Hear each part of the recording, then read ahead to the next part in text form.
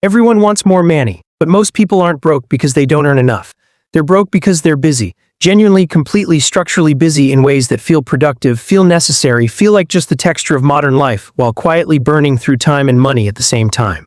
The busyness and the financial drain are connected, and almost nobody talks about that connection directly. This isn't a video about hustle. It's not about doing more, waking up earlier, or fitting an extra side income into the margins of a schedule that already has no margins. It's about 3 specific things I stopped doing, completely stopped, that gave me back roughly 2 hours every day and somewhere around $500 a month. Not through earning more. Through seeing clearly what the things I was doing were actually costing me.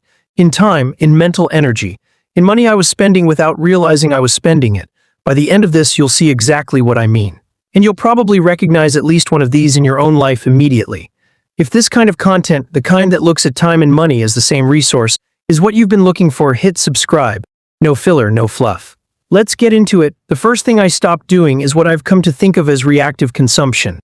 And this one is harder to see than it sounds because it doesn't look like a problem from the inside. It looks like relaxing. Reactive consumption is what happens when you open your phone without an intention. When you unlock it out of habit, out of boredom, out of a 10-second gap in your day that your brain decides to fill automatically.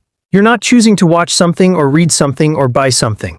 You're just responding to the pull, the notification, the infinite scroll, the algorithm that has studied your behavior long enough to know exactly what to show you to keep you there one more minute.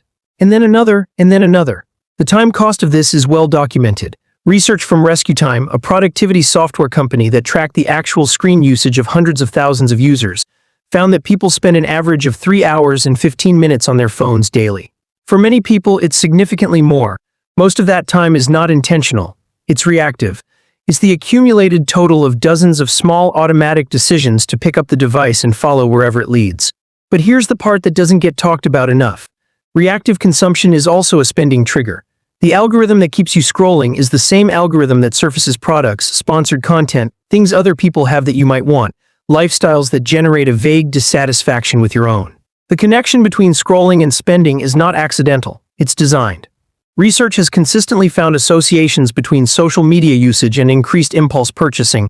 The visibility of other people's consumption patterns activates comparison, and comparison activates spending in ways that don't feel like decisions at the time. When I stopped reactive consumption, specifically when I deleted social apps off my phone and reintroduced them only on a browser, on a schedule with an intention, 2 things happened. I gained somewhere between 90 minutes and 2 hours daily. Actual, usable, uninterrupted time that previously didn't exist, and my impulse spending dropped noticeably within the first month. Not because I was disciplined about shopping, because I was no longer being continuously exposed to the content that generates the desire. The trigger was gone. The spending it produced went with it. Conservatively, across subscriptions I signed up for in moments of scroll-induced enthusiasm and purchases that came from seeing something at the wrong moment, I was saving somewhere around $150 to $200 a month from this one change alone. The second thing I stopped doing is what I call on-demand convenience spending. And this one is the most financially significant of the 3 because it hides inside decisions that each feel completely reasonable. On-demand convenience spending is what happens when time pressure translates directly into money.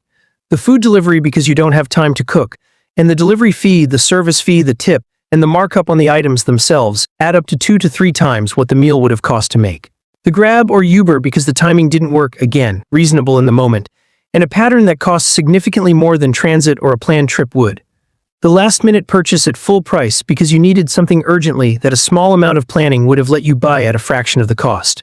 The premium subscription to skip the ads or get the faster service because time felt more valuable than money in that specific moment. Individually, every single one of these decisions is defensible. In fact, they're often financially rational at the individual level. If your time is genuinely worth more per hour than the convenience costs, the trade makes sense. The problem is that most people making these decisions aren't doing it from a position of strategic time management. They're doing it from a position of chronic busyness that never resolves, which means the convenience spending never stops, and the "I'll catch up when things slow down" never arrives because things don't slow down. They're busy in ways that are structural, not situational. The convenience spending is a symptom of the busyness, and the busyness in part is being sustained by the convenience spending because outsourcing tasks instead of restructuring the schedule means the underlying time problem never gets addressed. When I looked at 3 months of actual spending data, not my estimate of what I was spending, But the real number, on-demand convenience, was costing me somewhere between $250 and $300 a month. Not on any single extravagant thing.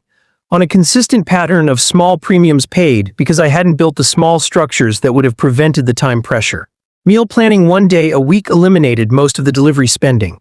Batching errands eliminated most of the on-demand transport cost. The time investment to build those structures was small. The monthly return was immediate and permanent. The third thing I stopped doing is the most invisible of the three because it doesn't look like doing anything at all. I stopped what I think of as low-return mental labor, the thinking, the worrying, the planning and replanning and relitigating of decisions that had already been made or couldn't yet be made or didn't actually require the mental bandwidth I was dedicating to them. This is harder to quantify than scrolling time or delivery fees. But the cost of it is real and it shows up in a specific way: decision fatigue.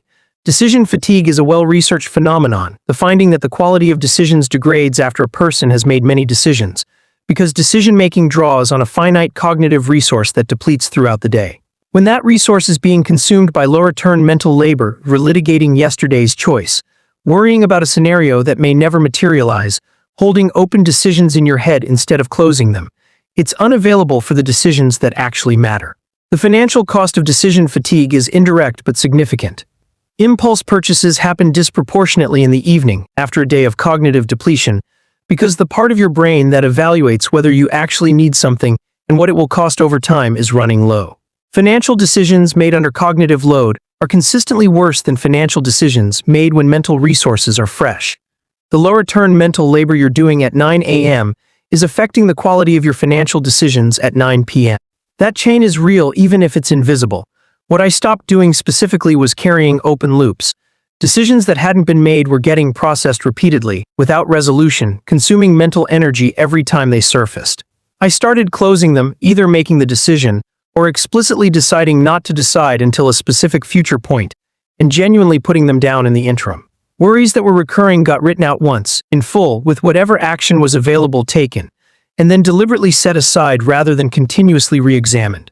The result was a reduction in background cognitive noise that created something I hadn't expected: the mental space to notice things I'd been too busy to notice, including, specifically, the spending patterns that became obvious once I wasn't too mentally cluttered to see them. Here's the through line of all three: none of this is about money on the surface. Reactive consumption is a time problem, on-demand convenience is a time problem, low-return mental labor is an attention problem. The framing is productivity, not personal finance. And that's exactly why these changes produce financial results that feel almost incidental, like a side effect rather than the point. But the connection between time and money at this level is more direct than most financial content acknowledges.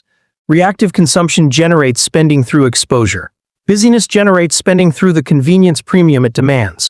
Cognitive depletion generates spending through degraded decision-making at the end of the day. Time that gets reclaimed removes all three mechanisms simultaneously. The 2 hours a day I got back were not directly monetizable in any obvious sense. They were usable for the things that on-demand convenience had been standing in for: cooking, planning, thinking clearly, and the removal of the time pressure eliminated the premium I'd been paying to outsource those things. $500 a month is a conservative estimate of what that shift produced, added across the reduction in impulse and convenience spending and the improvement in financial decision quality.